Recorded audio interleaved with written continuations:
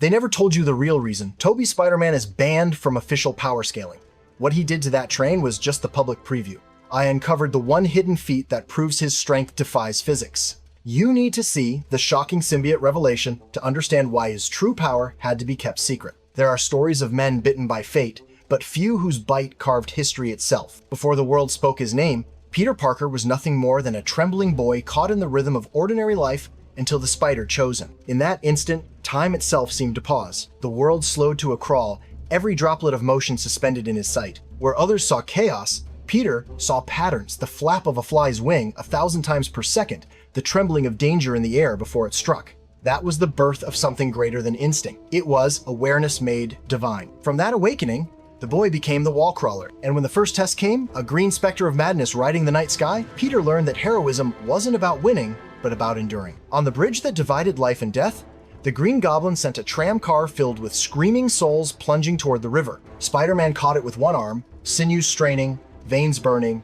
his body fighting against 41,000 pounds of metal and terror. The cable cut into his skin, the wind tore through his mask, and yet he held on. Behind him, Norman Osborn hurled his laughter like bombs, and Peter didn't answer with anger, only resolve. That night, the boy who once ran from bullies learned to hold the weight of a city in his hands. But destiny was far from done testing him. Months later, when the light in his eyes dimmed and his will fractured, Peter lost his powers. Doubt poisoned the spider's gift. For a time, the city fell silent, its guardian gone. Yet the soul of a hero never dies in sleep, it waits. And when love, chaos, and purpose collided on the steel veins of New York's railway, Spider-Man rose again.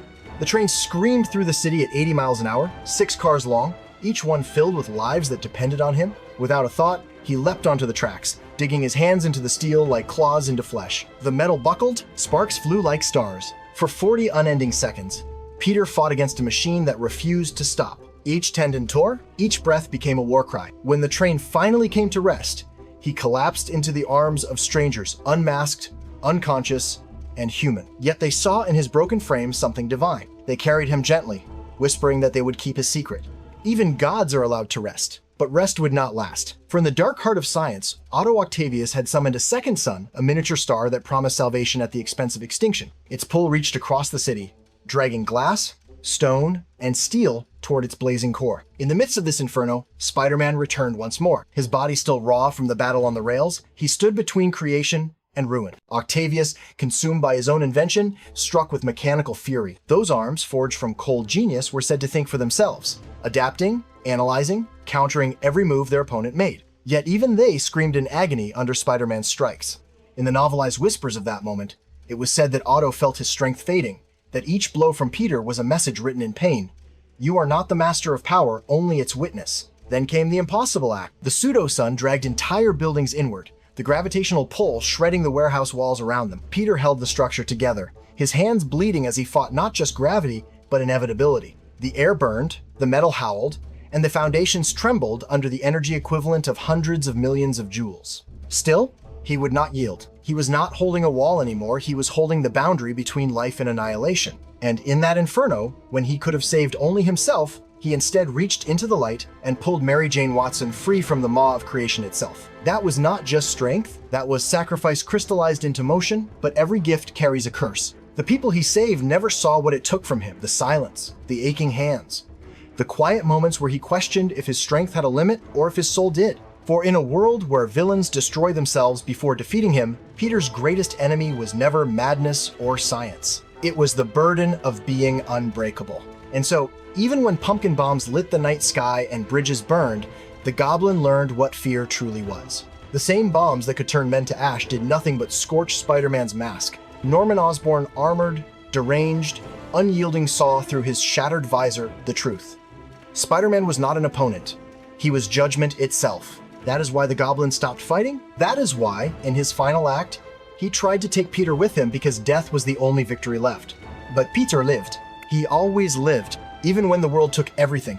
Even when love turned to loss and power turned to pain, he bore it with quiet defiance. Because somewhere in that endless storm, he still remembered Uncle Ben's trembling words, with great power comes great responsibility. Words that chained his heart but gave meaning to his suffering. Words that turned a frightened boy into a symbol. And as dawn rose over a city that would never know the full measure of what he endured, Spider-Man stood alone, bruised, unmasked, unseen, but victorious. For true strength, as the legends will whisper, is not measured in pounds or velocity, but in the will to rise again when everything inside you says fall. But even legends are not spared from temptation. There came a night when the stars themselves seemed to whisper to him, when something black as silence descended from the heavens and found him sleeping. It slithered into his soul like a forgotten prayer and clothed him in a new skin, a living shadow that pulsed with hunger. The symbiote, it didn't just grant strength, it unlocked what he had been too afraid to feel: rage, pride, the intoxicating thrill of unrestrained power. With this dark gift, Peter no longer moved like a man. Every strike shattered concrete. Every leap tore through the wind. The same boy who once feared his reflection now stared into it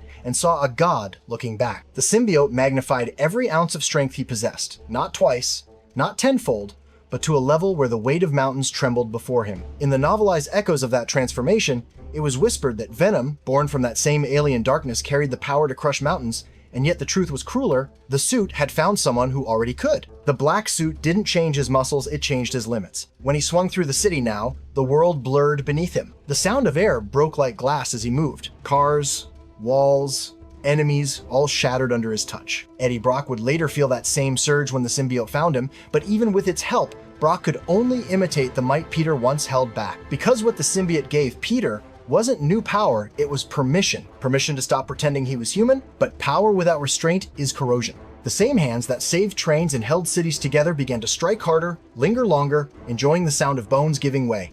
When Harry Osborn, his brother in love, his rival in blood, confronted him, Peter's fury erupted like a storm. Harry had perfected his father's serum, his veins burning with enhanced strength, yet Peter swatted him aside as if gravity itself obeyed his anger. In the midst of that chaos, as glass exploded and embers filled the air, Peter paused only to retrieve his fallen wedding ring.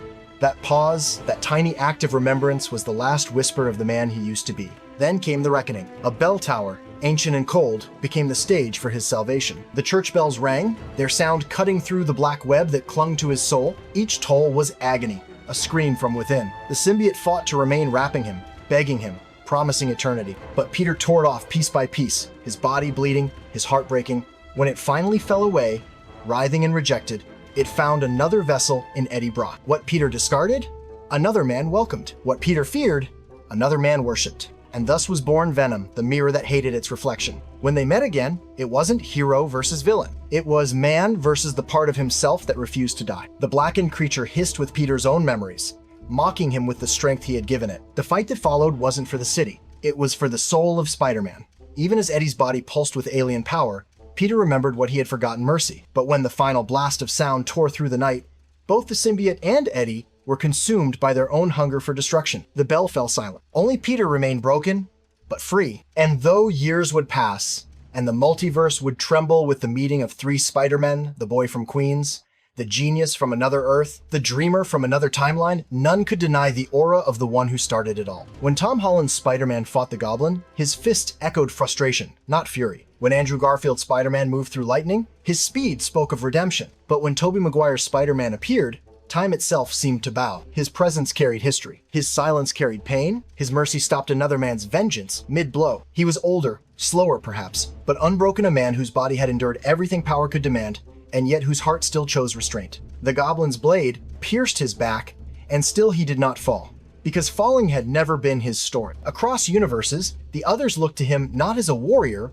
but as a reminder. That strength is not the absence of weakness, but the mastery of it. That heroism is not in crushing mountains, but in lifting the world quietly, without asking for thanks. When the portal closed and the multiverse folded back into silence, the city lights glimmered on his mask once more. He walked away without applause, his silhouette fading into the hum of 1,000 memories. Somewhere, someone whispered the words again: with great power comes great responsibility. He did not look back. He didn't need to, because in the tale of men who wore the mask, only one ever carried it as a cross. The spider chose many, but it only crowned one king. So now you know the untold story of his strength.